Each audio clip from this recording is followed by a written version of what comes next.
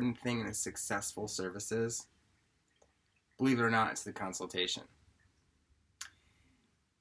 Welcome to Shop Talking Style. I'm Tony Santini, and I'm here to share with you my 11 steps to a killer consultation. So, I brought some notes with me. There's a bunch of stuff to talk about here. I can't even express how important this is. This is like make or break your service, right? Like the whole setup for what's going to happen, your client's expectations, what you can and can't do, how you're going to get there, if you can get there, everything involved has to come out in the consultation, especially the first time. Now, I know that many of us have been working with clients for many, many years. I've been in the industry for 23 years. I would consider myself a cosmetology career strategist. If you want to know more about my background, please take a look at my YouTube channel. Check out my About video. It's got the whole lowdown. But I'm here with you today to talk about consultation. And this isn't as fancy, and there's not a bunch of technique that goes along with it, but it's about building a relationship and communication skills. And that, for us, is probably the most important and one of the most valuable things that we can do in the salon with our guests and our clients. So let's talk about this for a little bit. I told you I brought some notes because I do have a lot I wanted to share. So the most important thing to start with when you have someone come in the salon for the first time is welcoming them to your space. This is new. They don't know what's going on. Smile. Now, I know it's a little difficult right now with the mask situation. However, you can feel smiles. You can smile behind that mask. And you should be smiling behind that mask because it does something to us too, right? It makes us feel good. It makes us feel positive. And it gives a positive vibe. And believe it or not, those people can feel it. Some of them are coming in nervous too. How many of you had someone come in and say, I haven't been able to find someone to cut my hair since I've moved to this city 8 years ago? It happens. It's difficult. And a lot of times that becomes from the lack of communication with other hairdressers or the inability to communicate with that client properly. So smile. Give them direction. For God's sakes, give them a tour. They've never been here before. How do they know where the bathroom is? How do they know where anything is?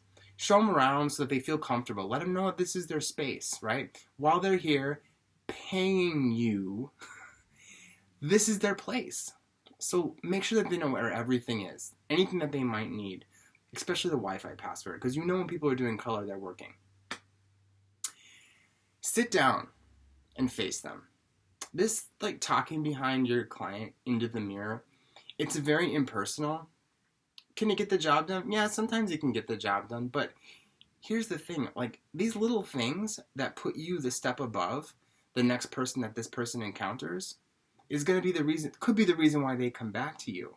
And sitting down with them at their level, you don't need to be above them. You're not above them. They're a person just like you're a person. And when you talk to them and have a conversation with them, they need to feel like they are on the same level as you and that you're on the same level as them. Like you actually understand what they're saying. When we're up here behind the chair messing with their hair, not looking at them, do they think that we're listening to them?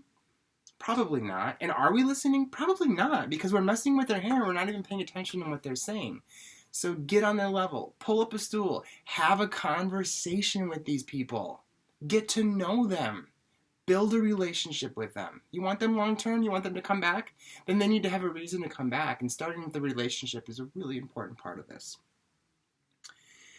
So the second thing is going to be to define your service. What are they here for? I'm here for hair color. Okay, well, what kind of color? Is it highlights? Is it a retouch? Is it a retouch with a refresh? Is it an all over color? Is it a color correction? The list goes on, right? There's lots of different types of color services. So get to the specifics. What exactly are you here for? Let them tell you. Ask them and then let them tell you. But get to the specifics. Define that service. The third step is to ask them, but let them tell you about their hair. So I love this question. So tell me about your hair. Blah, blah, blah, blah, blah, blah, blah, blah, blah. That blah, blah is damn important. These people have been living with their hair their entire life. You think you know better than them? I don't think so. They've had this hair on their head forever. They've experienced things with this hair that'll take you years to figure out. Listen to them. Ask them. Let them tell you. And don't interrupt them until they have nothing to say. As a matter of fact, let them talk until it's an uncomfortable silence. And then ask them a question. Because they need to get it all out. And you need to hear it all. It's really important. People have a lot to tell you. And sometimes just listening to them makes them feel so good. Finally, and I've heard this many times, finally, someone listened to what I had to say about my hair instead of just telling them what they needed to hear. Ask them what about their hair, and let them tell you all of the information. So, what does listening mean exactly? Well, there's a couple different things, right? You could ask them a question, and you can sit there and start thinking about all of the stuff you're going to have to do that you don't even know what you're going to have to do, that you're not even sure, and then, your lunch you forgot to put in the refrigerator because it's in the back room, and it's probably sitting in your locker, and oh my god, I forgot my keys in my car, and da-da-da-da-da. No. You need to be present. You need to listen. That stuff, whatever is going on in your life, in your mind, is not important right now. What's important right now is actually listening to the person. And there's a couple things that you can do to really help keep you in that present moment, right? Because I don't know about you, but someone starts talking at me for a long period of time, and my mind does start to wander. It's a supernatural thing to do, and not supernatural like superhero, like very natural, right? Because it doesn't get us anywhere. This is the problem. It's not great in any way. It's a very human thing to do. So here's some things you can do. One of them is make mental or physical notes when you hear key things, right? When you hear someone tell you that they're super active and they pull their hair back all the time because they're always doing physical activities, this is really important. It's going to determine how short you can cut the front of their hair, how short you can cut their hair in general, where you're going to place their color, what they're going to do for styling. If you have someone come in and they start talking about the frizzy hair that they have and it looks all smooth to you, we see a little bit of a contrast here, right, in what they're telling you and what they're saying. So we need to make a mental note. They're saying their hair is frizzy. I'm seeing that it's smooth. Where's the conflict, right? And this brings the questions. Now we need to ask. I see your hair is really smooth today, and you're telling me that it's really frizzy. Can you tell me what happens when it gets frizzy, or how does it get frizzy?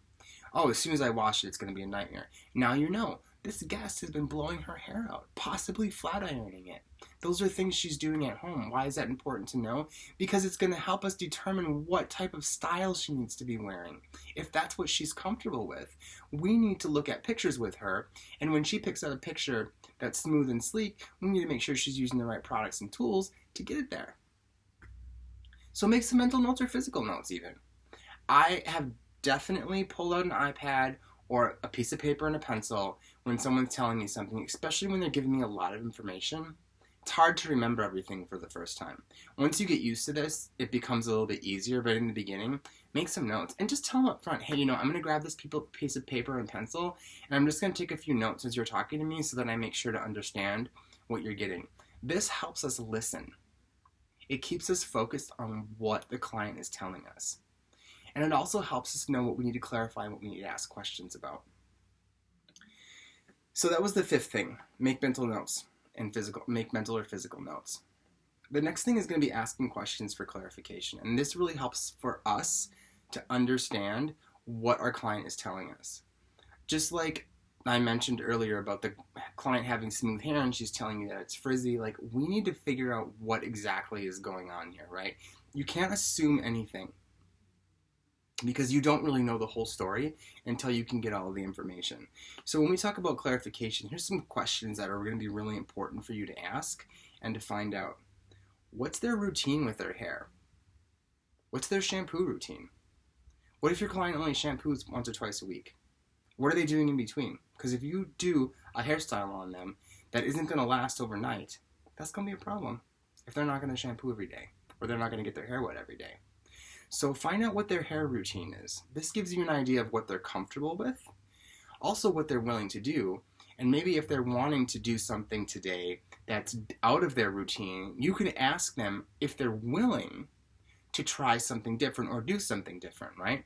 Because if they're not willing to do something different, then you need to let them know what you're looking at is going to require you to do something different than what you're doing. And if you don't want to do that, that's totally fine, but we should look at a different option, right? So now you're helping give direction.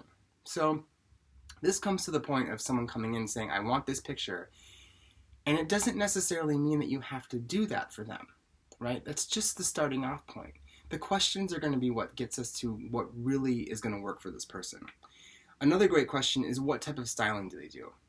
Again, this is their comfort level, what they're used to, what they know. You may need to teach them something if they wanted to change their look.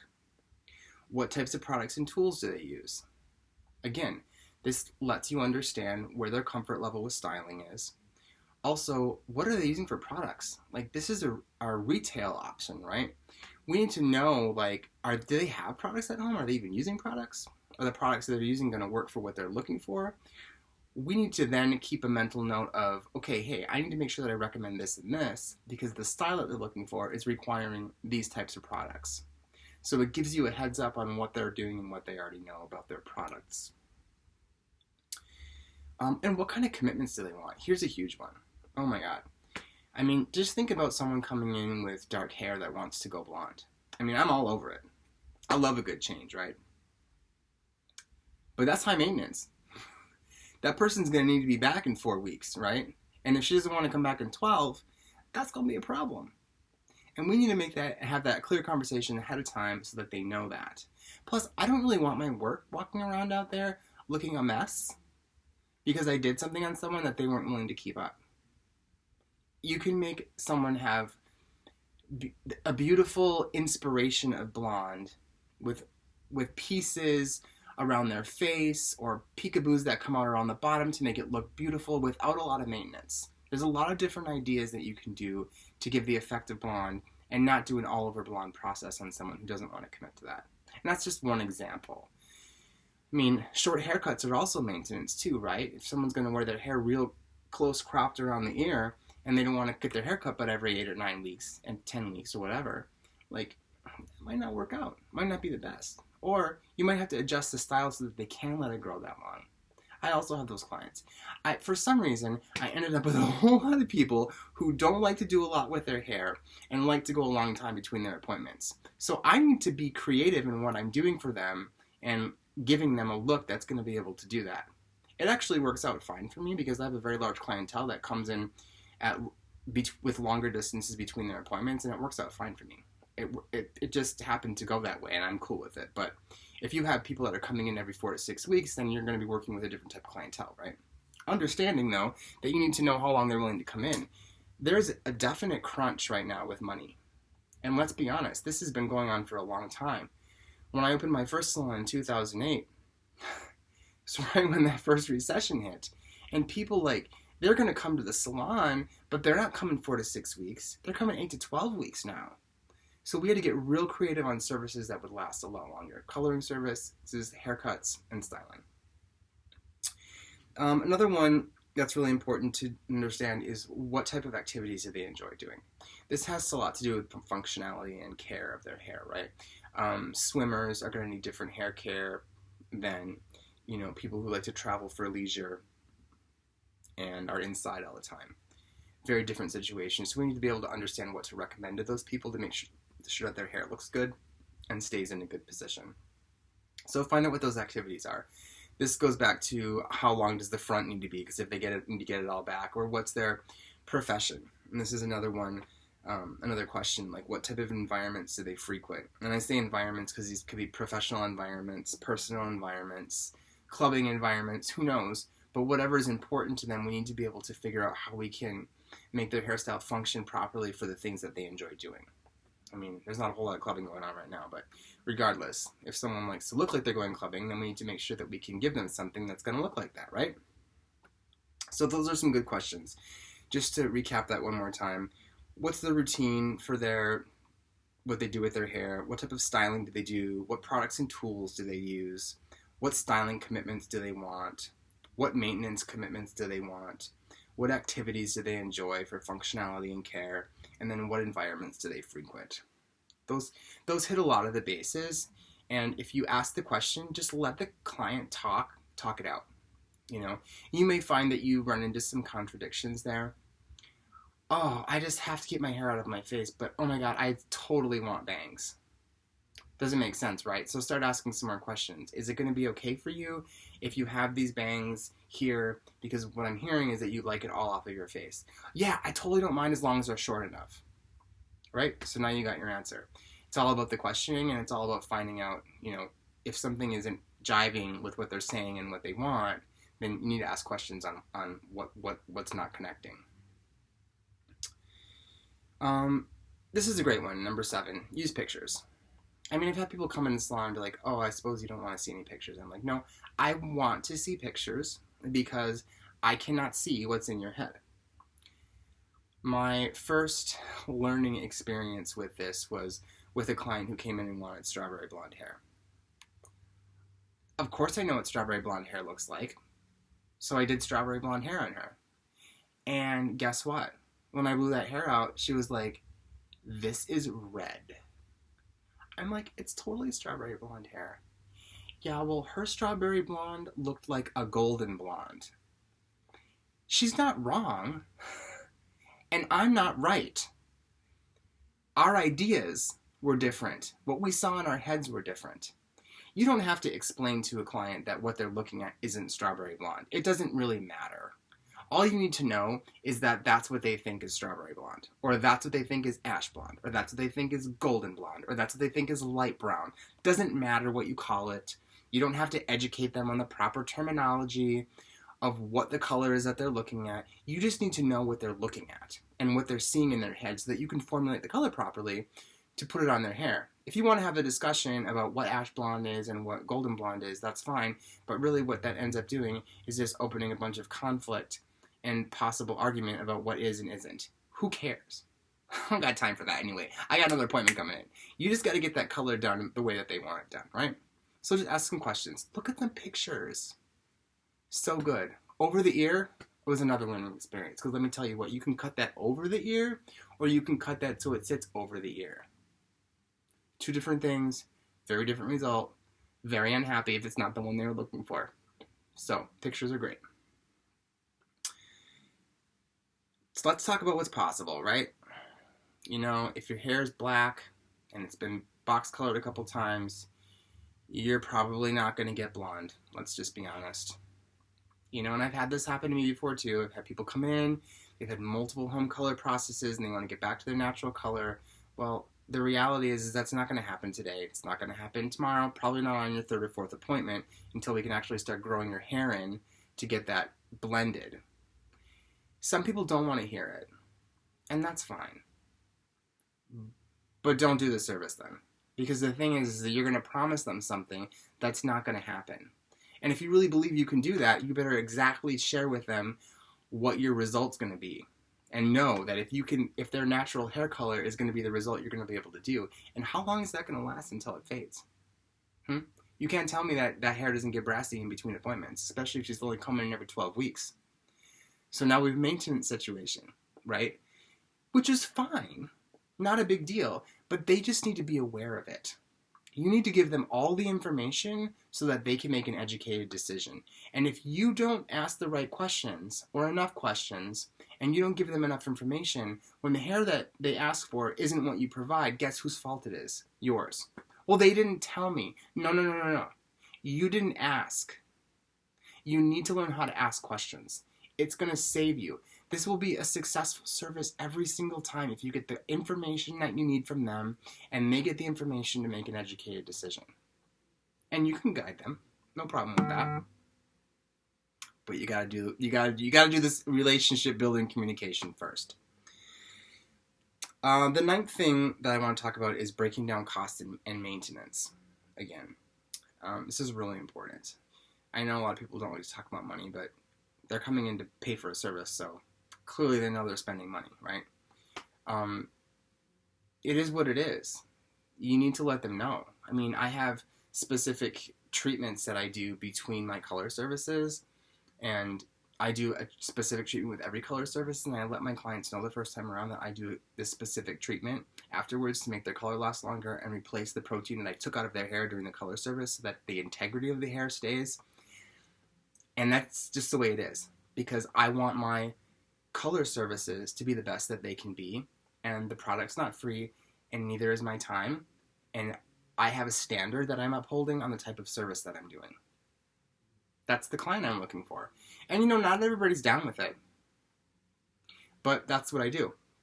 And so if I have someone come in for the first time and they're like, I don't want that treatment, that's fine. I'll do the service without the treatment, but I'm not going to pre-book an appointment for you unless you want to do the full service. And I'll just ask them that next time. If you're interested in doing the complete service the way I do it, I'd love to schedule another appointment. If it's not something that you're interested in, it's no problem at all. Sometimes I have people I can recommend someone to. I'm just not willing to compromise my work at this point in my career. It's just the way it goes. And then, I also noticed too that maybe sometimes the first appointment is the most expensive because you're doing a lot of corrective work, or you're adjusting what they're doing to get them going in a different direction, and then down the line the appointments aren't quite as expensive because you're just doing some maintenance, touching up, or whatever. Let them know that. So my first appointment is going to be this, this, and this, but then moving forward, when you come back in for your maintenance appointment, it's only going to be this much because we're not doing all this other stuff. That's good to know, because you don't want someone walking out the door with a huge bill and thinking that they're going to be paying that every single time when that's not really the case. But if you don't tell them that, they're not going to know that, and they're just going to assume that. So they may not book another appointment with you because they think it's too expensive. But if they understand that it's expensive to get it cheaper, it's going to make more sense. I have a client who gets multiple services done on her hair, and it's expensive, and she only does it a couple times a year. And she's like, the way I look at this is that I'm high maintenance in the salon to be low maintenance at home. We do retexturizing services and color treatments on her that allow her to do nothing with her hair and have it look great. And she's willing to pay for that a couple times a year. So, great. She understands that. But if she didn't know that it wasn't going to cost, you wasn't going to have to come in that many times, she probably wouldn't have gone for it. Now she's super happy. And I have a great client. So, the 10th thing I'd like to talk about is making changes if necessary after you get to this point in the consultation. So you understand their hair, you know what you're going to do, they understand how much it's going to cost, they get the maintenance requirements, the styling requirements, totally on board with everything, except maybe they just don't want to come in as many times as they're going to need to. Okay, not a problem. So what do we have to adjust to make that happen? Maybe we have to change the color formula. Maybe we have to change the haircut. Maybe we have to change the types of colors we're doing in the hair. It's not a big deal. Listen, if it's not a big deal to you, it's not going to be a big deal to them. And you're really helping them out when you do this. So just make some adjustments as necessary, and then get them on the right track. So when you do the service, they're happy, goes the way they want it to go, and they're cool with what the requirements are going to be to make it upkeep it. This brings you to step 11, the shared reality. Now we're both on the same page. We both know exactly what's going to happen. I'm more than confident that I can deliver what I said I can deliver. They're more than confident that what they want, they're going to get. Their expectations are not high. Higher than they should be, excuse me. They can be very high. I like my clients having high expectations because they're paying me a lot of money. They should have high expectations. I don't want someone in my chair who doesn't care about their hair. I want someone in my chair who is incredibly concerned about their hair. Because those clients are loyal. And they pay. Because they know that I'm going to do the best damn job that I can, and I'm going to do whatever I need to do to get them that service the way it needs to be done. It's called supply and demand. It's expensive. That's the way it goes. It doesn't have to be, but that just depends upon where you're living mostly, to be honest. So shared reality it is. Now we know. So there's a couple of business building techniques in here that I'd like to share with you. This is always a win-win situation, right? This is going to win for you. This is going to win for the client. This is going to win for the salon. People are going to be happy. People are going to be coming back. Expectations are going to be met. gives you a great opportunity to talk about add-on services. Now, add-on services are really important when they're necessary or needed. Add-on services are not important when you're just trying to sell something that doesn't need to be done. So let's be clear about that. Do stuff when it needs to be done. And yes, people need to pay for it. This is a retail setup in your consultation. You've learned what they're doing at home. You're understanding what they're going to need to do from this moment forward. You can make your recommendations, knowing that ahead of time. Maintenance schedule and rebooking. This is the thing, right? Like, your clients are coming back now because they know they need to at a certain point.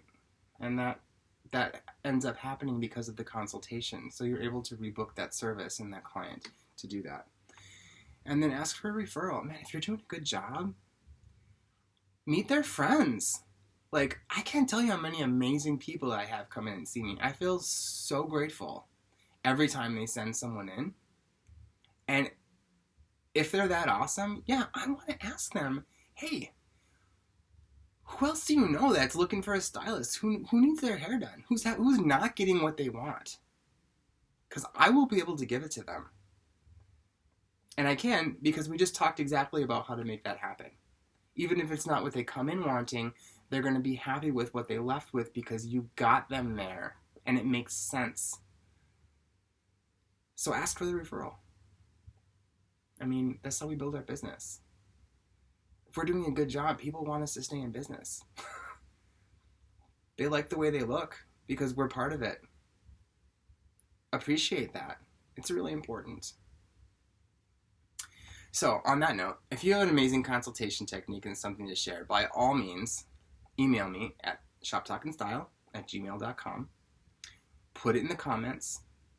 I know I got a little, intense about this, but it's really important to build a proper relationship with someone when they come into your studio or your salon.